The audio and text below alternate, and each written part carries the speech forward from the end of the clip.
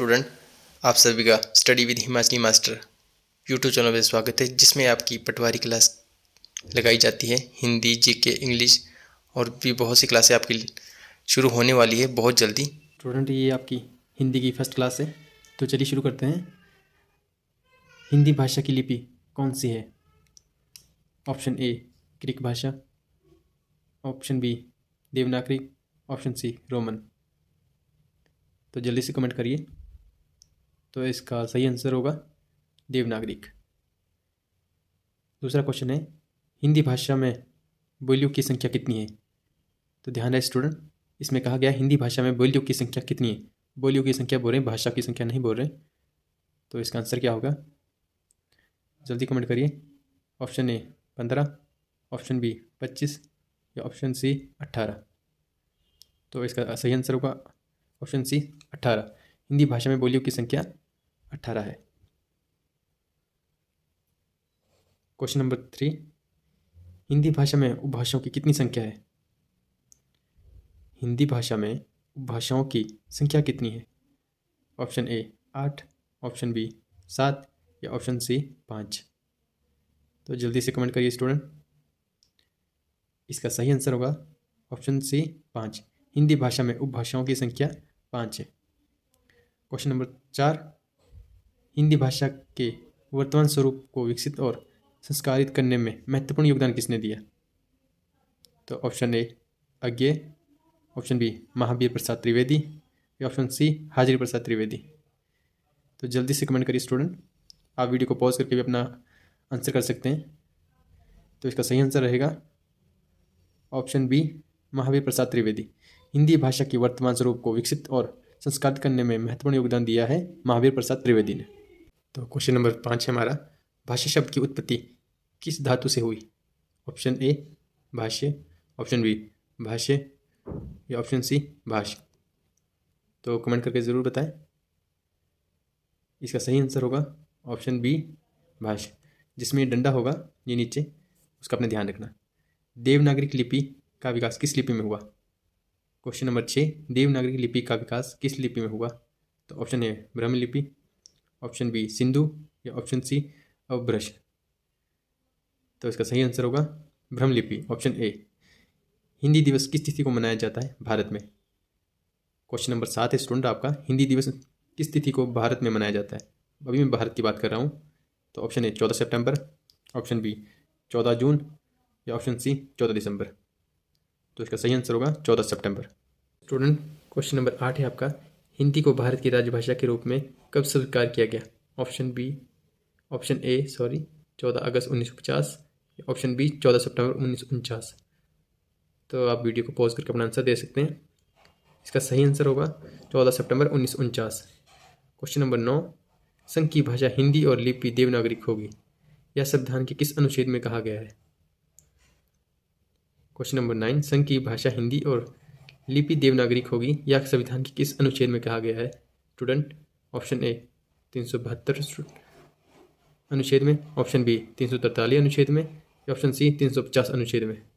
तो इसका सही आंसर होगा ऑप्शन बी 343 अनुच्छेद में। क्वेश्चन नंबर 10, कितने भारतीय राज्यों की राजभाषा हिंदी है? ऑप्शन ए 10, ऑप्शन बी 8 या ऑप्शन सी 12।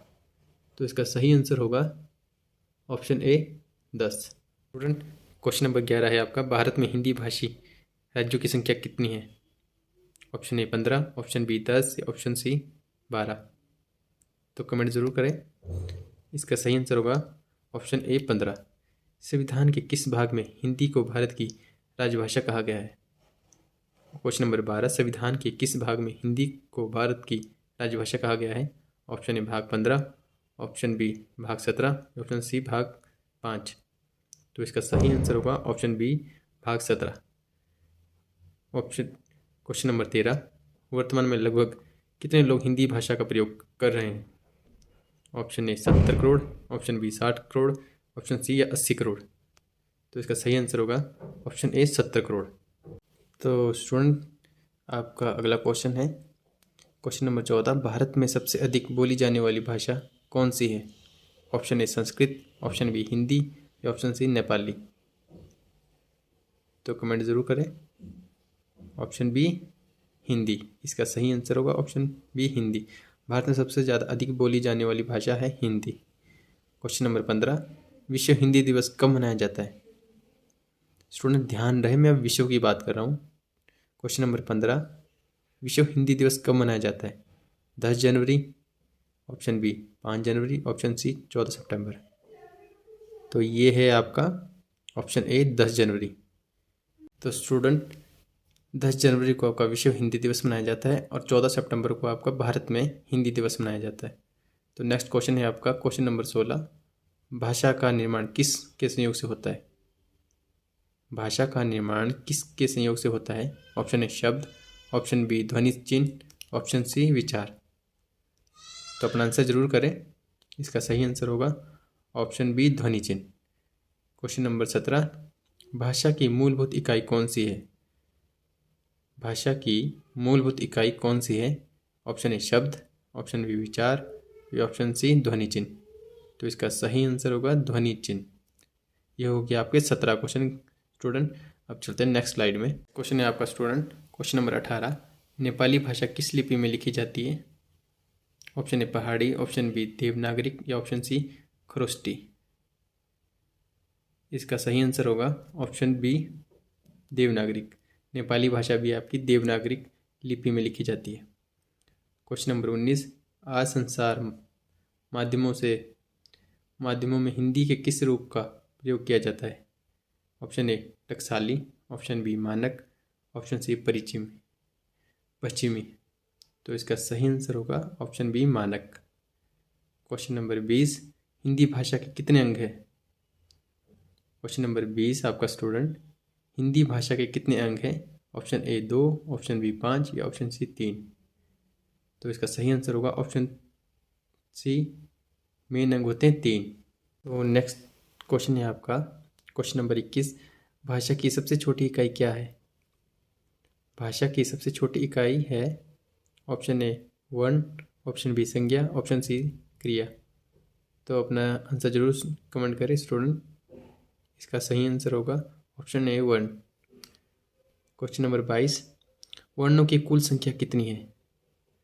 क्वेश्चन नंबर 22 है आपका, वर्णों की कुल संख्या कितनी है? Option A 52, option B 46, option C 40।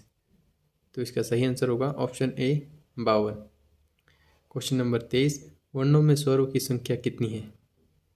Question number 23, वर्णों में स्वर की संख्या कितनी है? ऑप्शन ए 33, ऑप्शन बी 11, और या ऑप्शन सी 34। इसका सही आंसर होगा ऑप्शन बी 11। क्वेश्चन नंबर आपका 24, वर्णों में व्यंजनों की संख्या कितनी है? तो ध्यान है स्टूडेंट, यहाँ पे मैं व्यंजन की बात कर रहा हूँ, पीछे मैंने स्वर की बात की।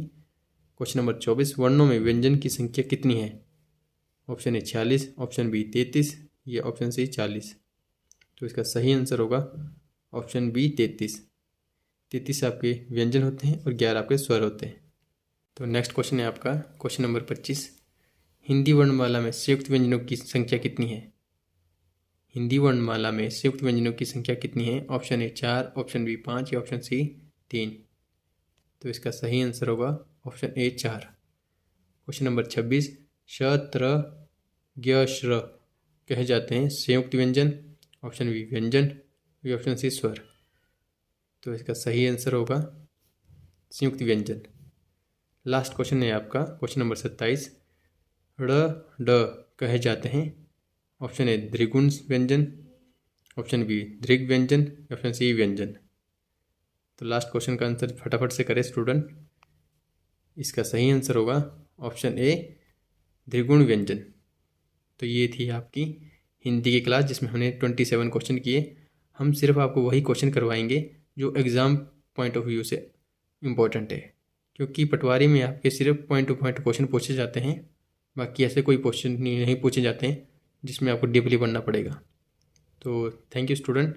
अगर आपको वीडियो अच्छी लगी तो प्लीज़ वीडियो को शेयर करें, चैनल पर नए हो तो चैनल को सब्सक्राइब करें और अपना स्कोर कार्ड ज़रूर शेयर करें हमारे साथ कमेंट बॉक्स में। मिलते हैं कल नेक्स्ट क्लास में।